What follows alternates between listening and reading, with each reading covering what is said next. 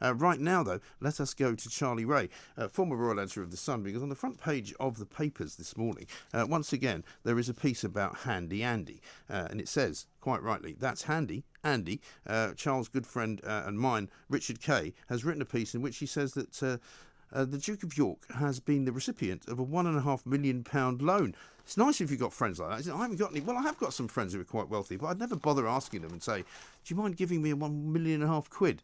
Feeling a bit boracic this week. I'm thinking of taking some people out for dinner. What do you reckon? So, apparently, the day at the races, the picture is of Andrew with a top hat on with a bloke called David Rowland at Royal Ascot, and this guy's apparently bankrolling him. Let's find out what it's about. Charlie, very good morning to you.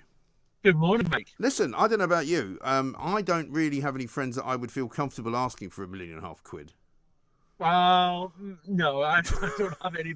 I don't have any. I have enough trouble getting a fiver out of you, to be perfectly honest. Listen, I'm not lending you. Last time I lent you money, you never gave it back to me. But, you know... What is going on? I mean, are we now in this business of sponsoring the royal family? Can you do that? Well, it's interesting that this £1.5 million loan, part of which was for his living expenses, came as interest free, so he didn't actually have to pay anything extra for it. And it's interesting that this man, David Rowland, who is a former scrap dealer and has now amassed a massive fortune of $650 million. He is friends with Prince Andrew, and he has a bank called Banque Havilland. I'm thinking of going there for a mortgage in the hope I don't have to pay it back. But he gave Andrew this unsecured loan, this 1.5 million in 2017. Yes. And then this guy then gives Andrew, or pays Andrew, 1.5 million into Andrew's bank account to clear the loan. Are you with me? Well, I'm rather suspicious that this loan will ever be repaid. Do you know what I mean? Well, it has, in effect, has been repaid because Rowland has donated the money to repay the loan that he gave him in the first place. Right. And he's done all this in the hope that he could secure even more business from the royal family. There is no evidence to suggest that any other member of the royal family has got anything at all to do with this bank. And this guy, Rowland, is a very controversial character, former treasurer of the Tory party, who donated $6 million to the Tory party, who also accompanied Andrew on some really dodgy visits to Colonel Gaddafi. And Andrew got in a lot of trouble while he was UK trade ambassador because he kept promoting this bank. And there's also a suggestion that this banker has also helped bankroll Kim Jong-un. Well, and do you know what the saddest part of this whole story is, Charlie? Is that Prince Andrew's visits to Colonel Gaddafi and possibly a guy that he knows giving money to Kim Jong-un isn't actually the worst thing he's done. No. I mean, we're talking about this.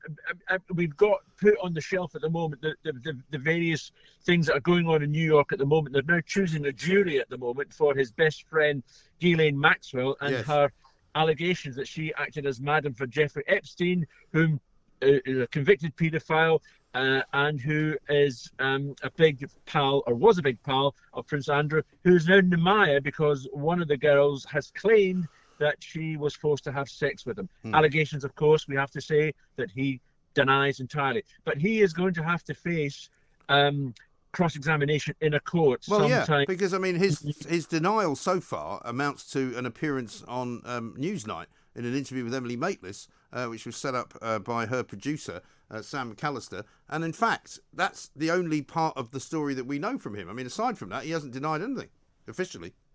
Well, no, he hasn't officially denied anything, apart from his own people saying he strenuously denies. I mean, he has himself said that he's no recollection. This great phrase of no recollection of ever meeting this woman, this Virginia Guthrie.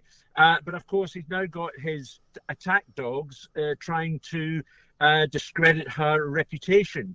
Why don't you just do what Meghan does and say he forgot? Well, yes, quite. I mean, you could try that one.